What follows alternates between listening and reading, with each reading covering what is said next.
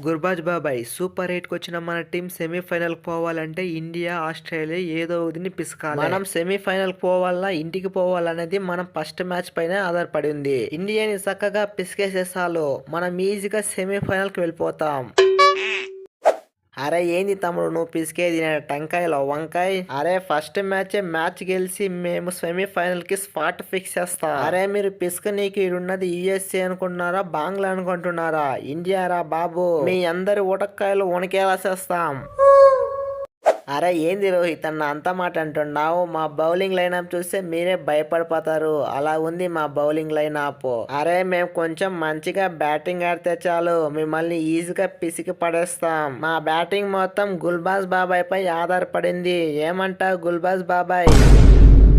అరే ఏం చెప్పంటావు రషీద్ తమ్ముడు, నేను ఎప్పుడు ఏ విధంగా ఆడతానో నాకే తెలియదు. నీ ఏమో మంచి ఊపులో ఉంటే మంచి రన్స్ కొడతా, లేకపోతే ఫస్ట్లోనే అవుట్ అయిపోతా. అలా ఉంటుంది నా బ్యాటింగు.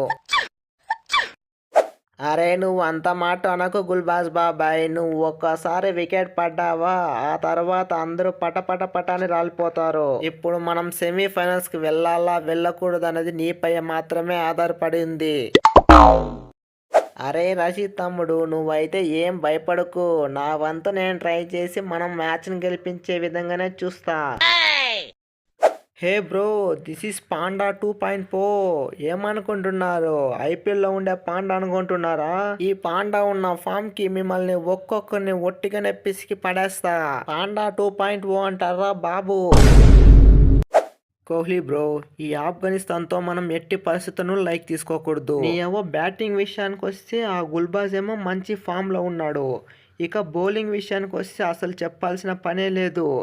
మంచి స్పిన్నర్లు ఉన్నారు, మంచి ఫేసర్స్ ఉన్నారు. ఈ ఆఫ్ఘనిస్తాన్తో మ్యాచ్ గెలిచి మనం సెమీఫైనల్ ప్లేస్ ఫిక్స్ చేసుకోవాలి. అరే రోహిత్ బ్రో, వన్ సూపర్ 8 వస్తే అన్ని స్ట్రాంగ్ టీంలే. నీ అవ్వ ఒక్క హాఫ్ సెంచరీ కూడా లేనందుకు చేతులు దురదేస్తా ఉంది. ఇక చూసుకో ఈ ఆఫ్ఘన్ పిల్లలకు ఒక్కొక్కరికి చుక్కలే. మనిద్దరిలో ఒక్కరు హాఫ్ సెంచరీ కొట్టకపోతే బతుకు జట్కా బండే. ప్రతిసారి సూర్యను దూబేను నమ్మలేము. వాళ్ళు హ్యాండ్ ఇచ్చారంటే ఇక జెండాపై కపిరాజే. ఫ్రెండ్స్, ఈ వీడియో మీకు నచ్చినట్లయితే వీడియోని లైక్ చేసి మన ఛానల్ని సబ్స్క్రైబ్ చేసుకోండి. అలాగే ఈ మ్యాచ్ ఎవరు గెలుస్తారో కామెంట్ చేయడం మాత్రం మర్చిపోకండి.